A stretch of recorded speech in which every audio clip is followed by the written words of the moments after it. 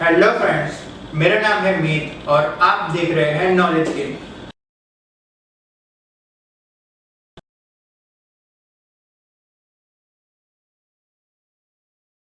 तो दोस्तों, आज की इस वीडियो में हम बात करने वाले हैं आईपीओ के बारे में।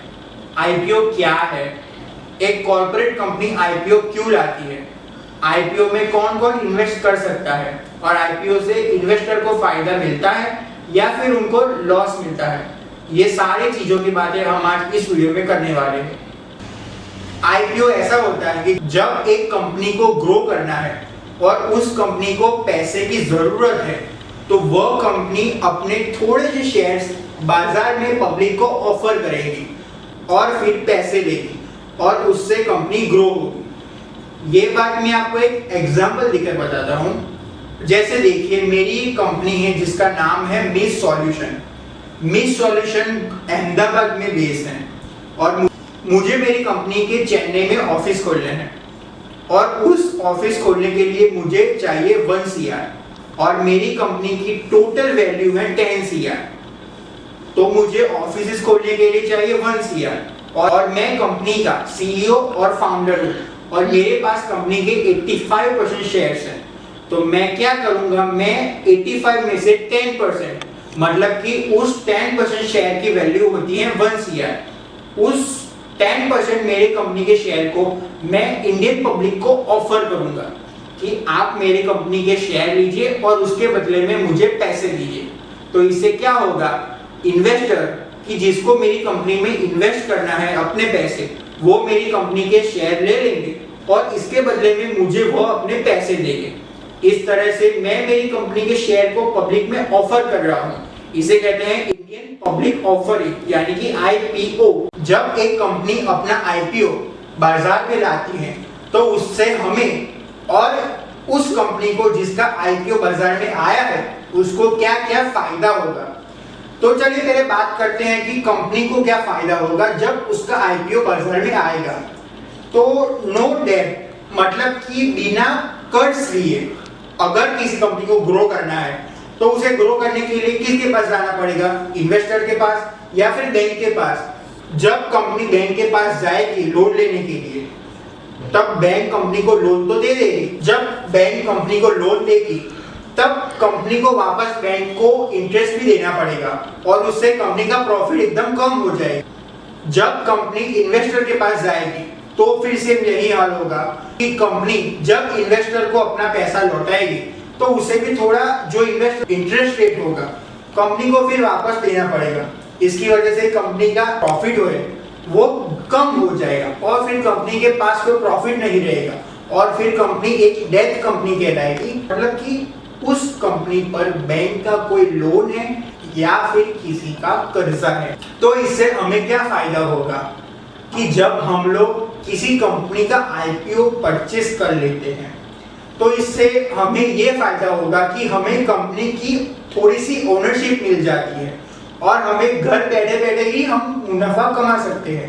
कंपनी अपने प्रोडक्ट पर ध्यान देगी, कंपनी अपनी मार्केटिंग पर ध्यान देगी, कंपनी अपने एम्प्लॉय पर ध्यान देगी और कंपनी अपने मैन्युफैक्चरिंग प्रोडक्ट पर भी ध्यान देगी। ये सारी की सारी चीजें, मतलब कि जो चीज मैन्युफैक्चरिंग करती है उस चीज को बनाने के साथ साथ ही उसे बेचने तक का सारा काम एक कंपनी करेगी।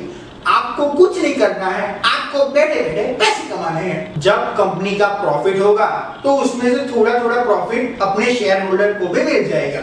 मतलब कि अगर आप उस कंपनी के शेयर होल्डर हैं तो आपको बैठे बैठे ही पैसे मिल जाएंगे। तो इससे आपको ये फायदा होगा और कंपनी को नो डेबिट कंपनी कहलाएगी, मतलब कि उस कंपनी पर किसी का कर्जा नहीं होगा और बैंक का कोई लोन भी नहीं होगा।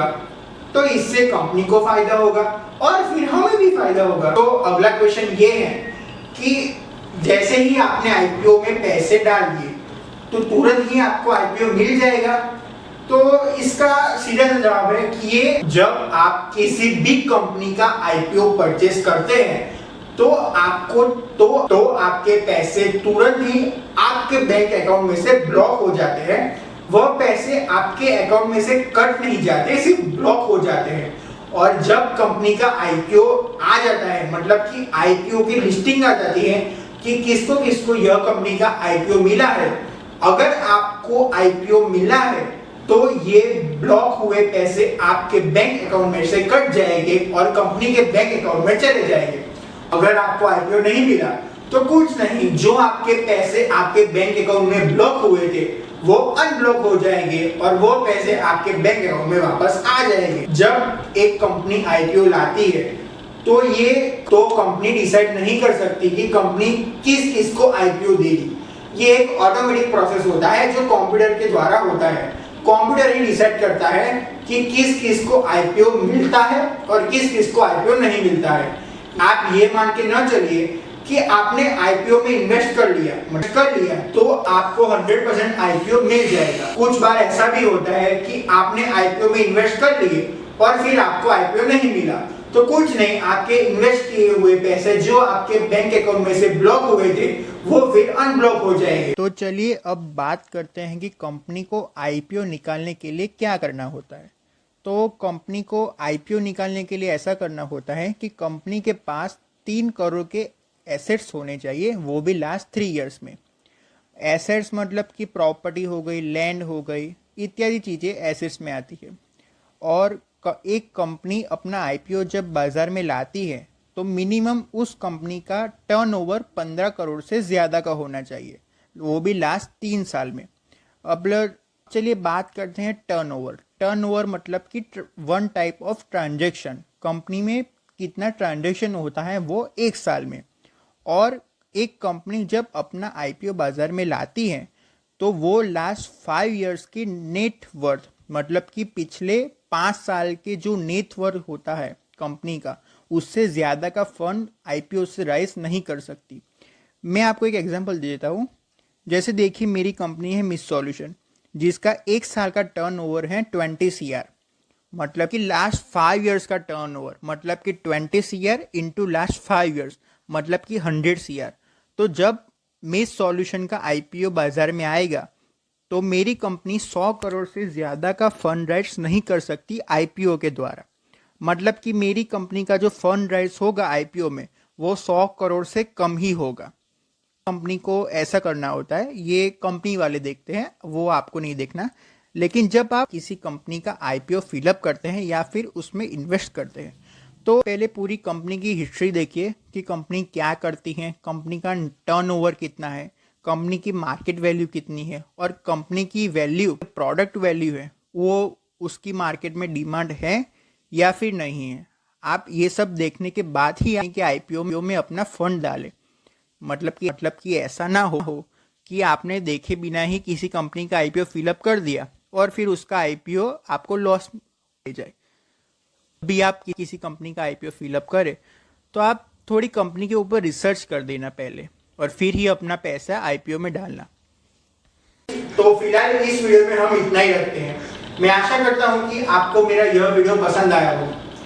अगर मेरी इस वीडियो को देखने के बाद आपको थोड़ी नॉलेज गेन हुई है तो मेरे इस चैनल को सब्सक्राइब कीजिए, इस वीडियो को लाइक कीजिए, शेयर कीजिए और अगर आपका कोई सुझाव है तो नीचे कमेंट कीजिए। चलिए मिलते हैं अगले वीडियो में। Take care, good bye.